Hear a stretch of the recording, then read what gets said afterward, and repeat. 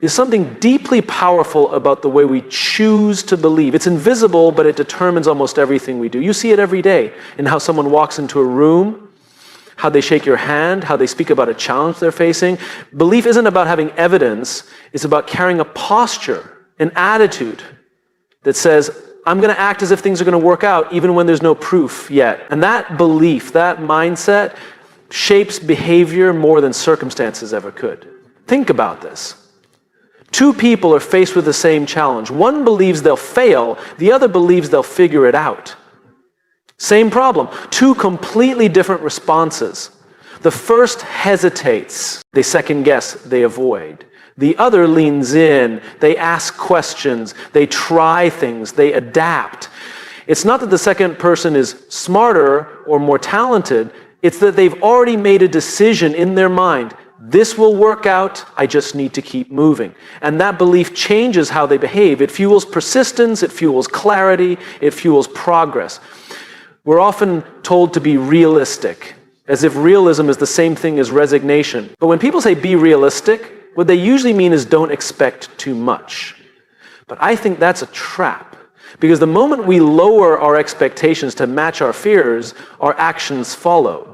When you believe something isn't possible, you stop trying, you stop exploring, you stop innovating. Not because the door is locked, but because you stop turning the handle. Belief isn't naive, it's strategic. It's the foundation of initiative. The best performers in the world, athletes, artists, leaders, they all operate from a deep internal belief that they're capable of rising to the moment. They don't wait for confidence to show up. They act first. Confidence follows action. It's built, not born. And belief is what allows you to take that first step, to act without the guarantee. I met someone recently who was navigating a difficult career transition. He had lost his job, had no clear path forward, and felt completely stuck. But then something shifted. Not externally. He didn't suddenly get a job offer or win the lottery. What changed was how he chose to approach the uncertainty. He told me, I'm going to treat this like the best thing that ever happened to me, even though it doesn't feel like that yet. That one sentence changed everything. He started networking differently. He showed up to interviews with more energy. He created opportunities instead of waiting for them to appear. 3 months later, he was in a role that wasn't just better. It was a perfect fit.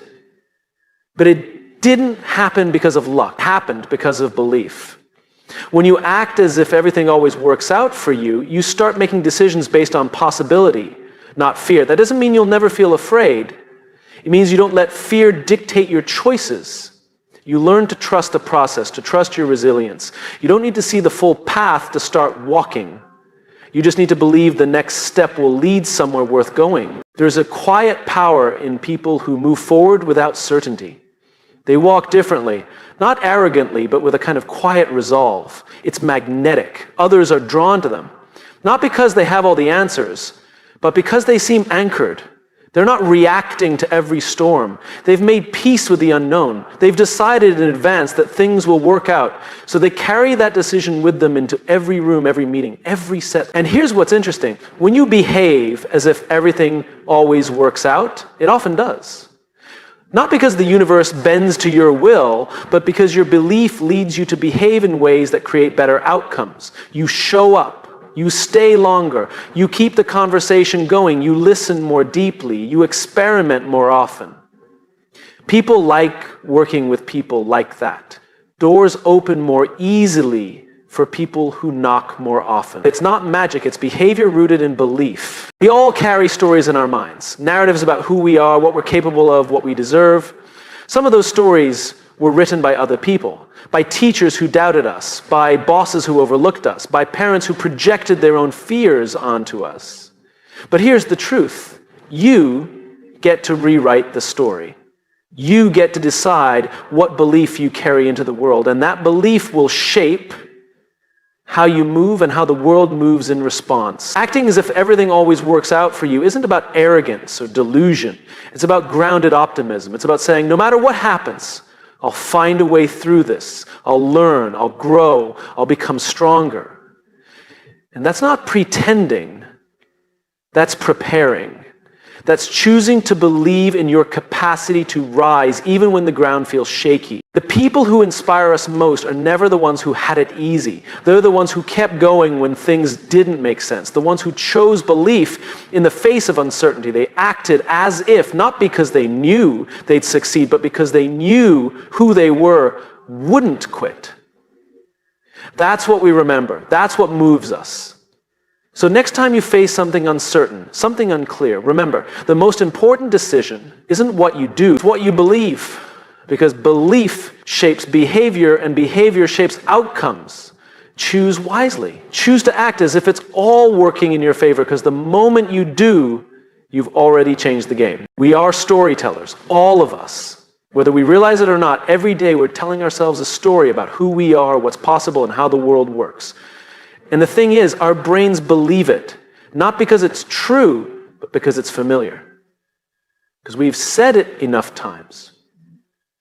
This isn't just poetic, it's biological. Our brains are wired for narrative. They're constantly trying to make sense of the world, to create coherence. When something happens, good or bad, the brain asks, what does this mean?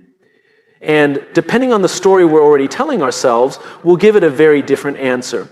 Two people can experience the exact same situation. One says, see, nothing ever works out for me. The other says, this is just a detour, something better is coming. One person spirals, the other adjusts. Same reality, different interpretation. The difference isn't the situation, it's the story. And what's most important to understand is this: the story comes first. Behavior follows. The way we think influences the way we act, and the way we act influences the results we get. It's a cycle, and it starts with the words we repeat in our own minds. The brain doesn't question whether the story is useful. It just accepts it. So if the story we're telling ourselves is that we're unlucky, unworthy, or doomed to fail, the brain will start scanning the world for proof. It will find ways to validate that belief. It's not lying to us, it's just trying to help us make sense of the world through the filter we gave it. But the good news is we can change the filter, we can tell a new story. We can choose to act as if everything always works out for us, not because we have the evidence, but because we want to give our brain a better target, a new lens, a more useful truth. Now, I'm not talking about blind positivity or ignoring real problems. I'm talking about perspective, and I'm talking about choosing a story that empowers us to move, to try, to lead, to show up, even when the path is unclear. When we choose a better story, our brain starts to look for better answers. It gets curious instead of defensive, creative instead of defeated. I once worked with someone who had faced failure after failure in his startup journey. He was exhausted, burnt out. At one point he said, maybe I'm just not cut out for this. And I stopped him. I asked, what if the story you're telling isn't true? What if every setback is just preparing you for something better? And you just haven't seen it yet. He paused. That one question reframed everything. He didn't suddenly succeed overnight, but he began to show up differently. He asked better questions. He saw every challenge as part of the process, not a signal to quit. 6 months later, his third attempt caught traction. Not because he got smarter, but because he started telling a different story. One where failure wasn't final, one where everything was working for him, not against him. The brain believes the voice it hears most often, and that voice is usually our own. The way we talk to ourselves becomes the soundtrack of our lives. So when we choose to act as if things always work out, we're not pretending, we're programming. We're giving our minds a framework to respond with strength, not fear. This shift changes how we walk into meetings, how we deal with criticism, how we face rejection. If we tell ourselves that every rejection is redirection, then we no longer fear it, we embrace it. If we believe that every obstacle is an invitation to grow, we stop avoiding challenges and start seeking them out. The story gives the brain a job. Find the good, find the lesson, find the way forward. And because the brain wants to help, it starts delivering on that request. I think we often underestimate how much power we actually have over our own mindset. We wait for external validation to believe good things are coming, but the truth is belief doesn't follow evidence, it creates it. When we believe that everything always works out, we act in ways that align with that story. We become more open, we build trust, we persevere longer, and those behaviors over time lead to outcomes that look a lot like things working out. Think about the leaders who've made the biggest impact in your life. Chances are they weren't the smartest or the most talented people in the room. But they had a way of making you believe, not in hype, not in fluff, but in possibility. They helped you see a version of the story where you mattered, where your contribution had meaning, where progress was possible. That's what great leaders do. They tell a better story, and they tell it so consistently that people begin to live into it. We can do that for ourselves too. We can become our own leader, not in some cliche self-help way, but in a grounded, practical way. When you wake up in the morning, you can choose what narrative you feed your mind. Is today a threat, or is it an opportunity? Is the challenge ahead a roadblock or a stepping stone? Are you unlucky, or are you in the middle of a great story that hasn't reached its turning point yet? The brain will follow your lead. It will believe what you repeat. So choose wisely. Speak to yourself the way you would to someone you care deeply about. Tell the story of resilience, of momentum, of trust. Act as if the best is yet to come. And not only will your mindset shift, but so will your actions, your energy, your results. Because in the end, the story we tell ourselves isn't just a reflection of who we are. It's a blueprint for who we're becoming. Tell a story worth believing and then live it. There's a common misunderstanding about optimism. People hear the word and immediately think of naivete, like optimism means ignoring reality or pretending everything is fine when it clearly isn't. But that's not optimism, that's denial. Real optimism is not about avoiding the hard things, it's about choosing how we face them. It's not wishful thinking, it's disciplined thinking. It's a choice to see what's possible, even when what's in front of you feels impossible. Discipline is the key word. Optimism is a practice, a mindset we commit to. And like anything worth doing, it takes effort, it takes intention, it takes work. Because the truth is, pessimism is easy. Cynicism is easy. Doubt comes naturally. The world constantly gives us reasons to believe things are falling apart, that we're running out of time, out of chances, out of hope. But optimism, that's something you have to choose, and you have to keep choosing it, especially when it's hardest. You can't just wait to feel optimistic. That's like waiting to feel strong before you go to the gym. It doesn't work that way. You build strength by showing up. You build optimism the same way, by training your mind to search for hope, to search for solutions, to stay grounded in the belief that there's always another step forward, even if it's small. Even if it's messy, even if it doesn't look like progress yet. I've met leaders who carry this kind of optimism like armor. They walk into tough situations, not with arrogance or false cheer, but with a calm presence that says, we'll figure this out, we've got this. That kind of leadership creates stability. People gravitate toward it, not because the leader has all the answers, but because they bring a sense of direction, of belief. That's the power of disciplined optimism. It gives people something to hold on to. It starts with a simple but powerful question. What's the most generous interpretation of this moment? What's the most hopeful version of what's happening? When everything feels like it's falling apart, ask yourself, what could this be teaching me? What might this be preparing me for? It's not about pretending things are easy. It's about finding meaning in the hard. That's the heart of optimism. It's choosing purpose over panic. People who act as if everything always works out for them are not blind to difficulty.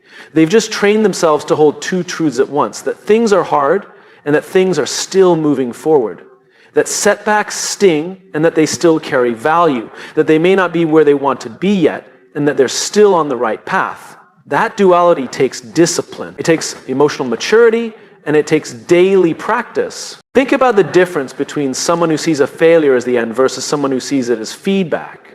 The second person isn't immune to disappointment. They just choose to use it. They say, this didn't go the way I wanted, but what does it make possible now?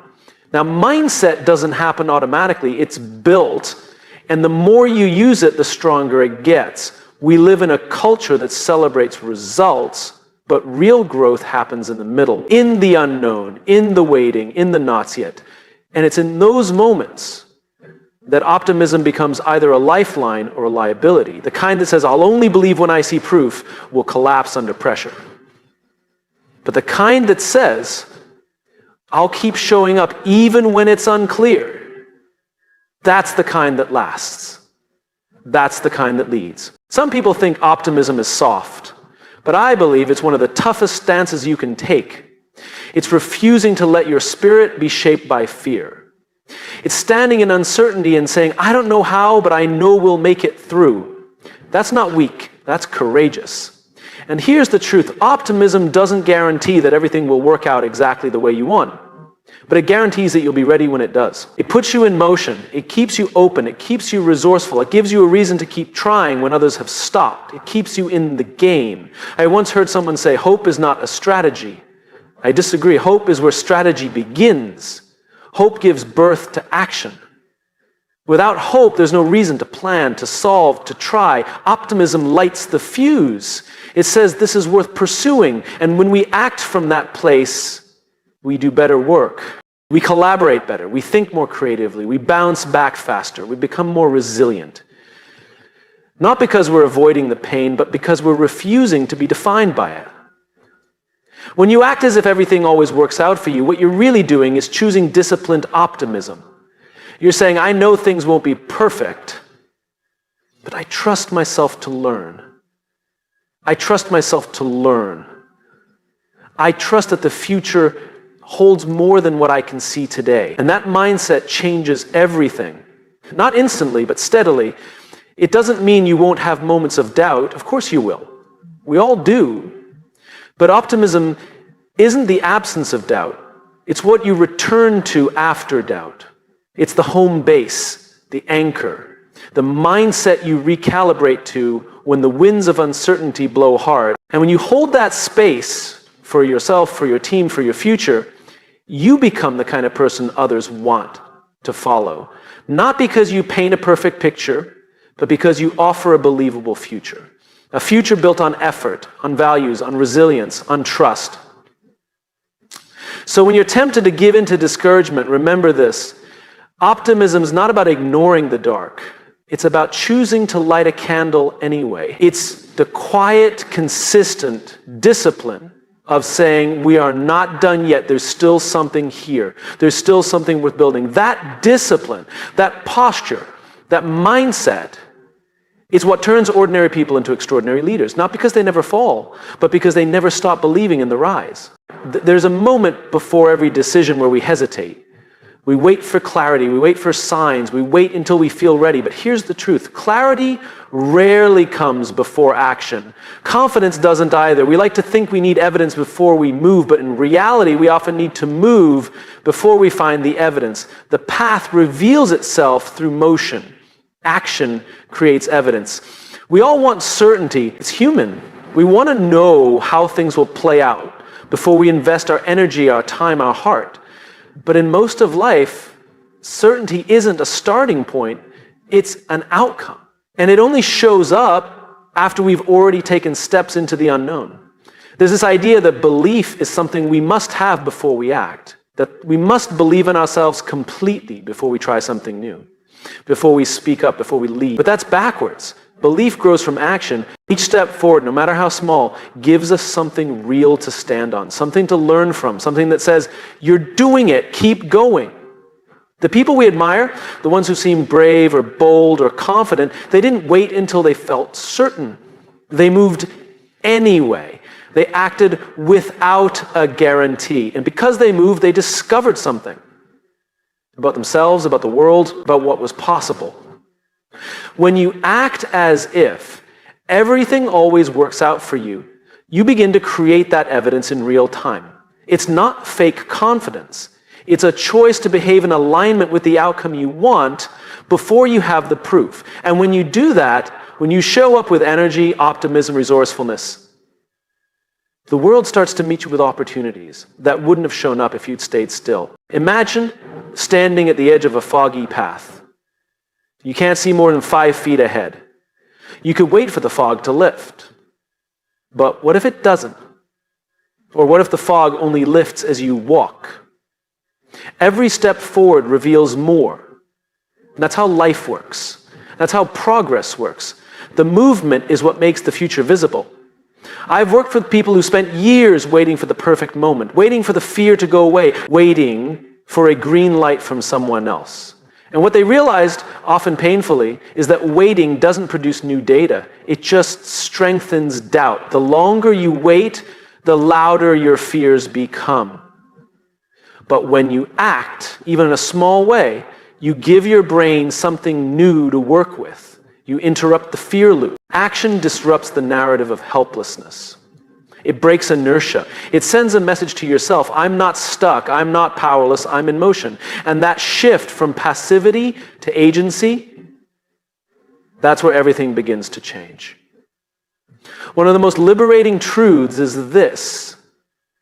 You don't have to feel ready to begin. Readiness is not a prerequisite, it's a byproduct. It grows with each action. You speak up in the meeting and suddenly you feel a little braver. You send the proposal, you realize you survived. You try, you fail, you learn, you adjust. And each cycle of doing builds your internal library of evidence. I can handle this, I'm stronger than I thought. Let me tell you about a woman I once coached. She wanted to start her own business. She had the idea, the passion, the vision, but she kept stalling. She said, I just need to be sure this will work. But what she really needed was movement. So I asked her to start small. Make one call, send one email, pitch one person. And what happened? She heard no a few times. But she also got a yes, and that one yes gave her more evidence than any amount of sitting still ever could. This is how momentum is built, through motion. Not giant leaps, just consistent, intentional steps in the direction of your vision. Each one adds weight to the belief that what you want is possible. Each one invites the world to respond. And often, the world does respond. Not always how we expect, but in ways that remind us we're not crazy for trying. But we have to stop treating action like a reward for confidence. Action is the engine. Confidence is what shows up after you've been in the seat for a while. And when you act from the belief that things are working out for you, you don't need immediate results to feel validated. You're not chasing proof, you're creating it. There's also something contagious about this mindset. When you operate from the assumption that things are unfolding in your favor, even when they don't look like it yet, you bring a different energy into the room. People feel it, they trust it, and often they join you. You start building a team, a movement, a culture around that energy. And all of it starts because you decided to move before the map was clear. Now, this doesn't mean you act recklessly. Disciplined action still includes reflection, strategy, patience, but it's forward motions. It says, I may not have all the answers, but I'll get better ones by engaging. You can't steer a parked car, but once you start rolling, you can course correct, you can adjust based on what the road gives you. When you look back at your own life, chances are the moments you're most proud of didn't begin with certainty. They began with risk, with a step into something new. And what gave those moments meaning wasn't the outcome, it was that you chose to act. That's what built your story. That's what gave you real data about who you are and what you're capable of. So if you're standing at the edge of something right now, an idea, a change, a challenge, and you're waiting to feel ready, remember this. Action creates evidence. And the evidence you're looking for won't come before you move. It's waiting on the other side of movement. When you act as if everything always works out for you, you're not gambling. You're practicing faith in your future. You're choosing courage over certainty. And that choice builds the foundation for the life you want, one step, one call, one decision at a time. So move, not because you're fearless. Move because you're becoming the kind of person who no longer waits for permission to begin. We don't always realize it, but every time we show up, every time we push through resistance, every time we move forward despite the unknown, we're not just doing it for ourselves, we're doing it for the people watching, the people looking for proof that it's possible, because one of the most powerful forms of leadership is simply being the evidence someone else needs to believe. You become the proof that the journey is worth it. In every room, in every company, in every family, there are people quietly watching, wondering, hoping, can someone like me do this? Can I speak up and still be respected? Can I fail and still be worthy? Can I take a risk and survive it? And when they see someone else do it, someone who doesn't have all the answers, someone who's still figuring it out, it gives them something more powerful than advice. It gives them permission. That's what happens when you act as if everything always works out for you. You embody a mindset of possibility. You carry the weight of belief in a way that lifts others, not through grand speeches or empty motivation, but through your presence, your resilience, your consistency. You become a mirror that reflects potential back to people who have temporarily lost sight of their own. Think about it. When we're struggling, when we're unsure, we look for models. We scan the environment for people who've gone ahead, people who navigated uncertainty and made it to the other side. That's why stories matter. That's why leadership matters. It's not just about authority or status. It's about demonstration. When someone takes the first leap, it lowers the psychological cost for everyone else. But here's the catch. You can't inspire belief in others if you're constantly waiting for external proof yourself. True leadership begins with the decision to become your own evidence, to act in alignment with what you believe before you have all the results, to hold space for possibility even when the outcome is unclear. When you do that, you create an atmosphere of trust. And trust is the soil where growth begins. I once worked with a leader who inherited a broken team. Morale was low, results were inconsistent. No one really believed things could improve. The leader didn't walk in with a flashy strategy or a dramatic overhaul. Instead, she just started showing up. Calm, steady, present. She listened, she acted, she followed through, and over time, her behavior created a new story. One that said, we're not stuck, we're just getting started. People began to believe again, not because of a slogan, but because of her example. This is what it means to lead with evidence. You become the person who brings courage into the room simply by how you carry yourself. Not with perfection, not with certainty, but with conviction, with humility, with a willingness to go first. And in doing so, you help others find their voice. Now, some people hear this and think that's too much pressure. I didn't sign up to be someone's role model. But whether you signed up or not, people are watching. Especially the ones closest to you, your friends, your children, your coworkers. They're not looking for you to be flawless. They're looking for you to be real, to try, to fail and get back up, to navigate life with a sense of purpose that says, I may not control everything, but I control how I respond. And your response, that's what they remember, not the result, not the accolades, but the way you showed up. That becomes the blueprint they borrow from when it's their turn to take a risk. What's beautiful about this is that it's not about having a title. You don't have to be the CEO to lead this way.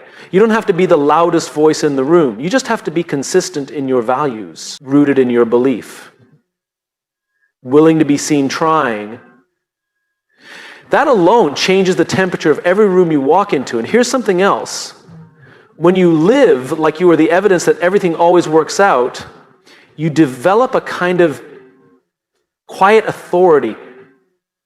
People lean in, they ask questions, they trust you, not because you have all the answers, but because you've clearly wrestled with the question. Because you're not pretending, you're practicing. And that practice is magnetic. We don't talk enough about the weight of unseen leadership. The kind that doesn't get applause. The kind that happens in the conversations no one hears. The late nights, the doubts, the private moments where you choose to believe again. That's the kind of leadership that shapes culture. That's the kind that builds trust that lasts. Because eventually, someone will come to you, maybe years later, and say, I watched you.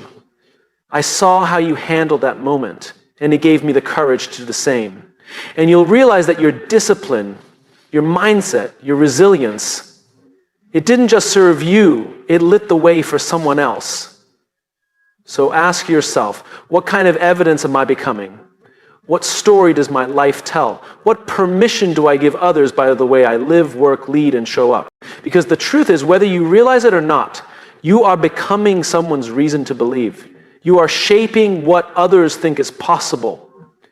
And when you choose to live from the assumption that things are working in your favor, even through the mess, even through the waiting, you bring hope into places that desperately need it. That's not about ego. It's about service. It's about responsibility. And it's about legacy. The way you live becomes part of someone else's story. So keep showing up. Keep believing. Keep building. Not just for your goals, but for everyone who's still learning how to believe again. You are not just creating results. You're creating ripple effects. And that ripple, that impact, begins the moment you decide to be the evidence you once needed yourself.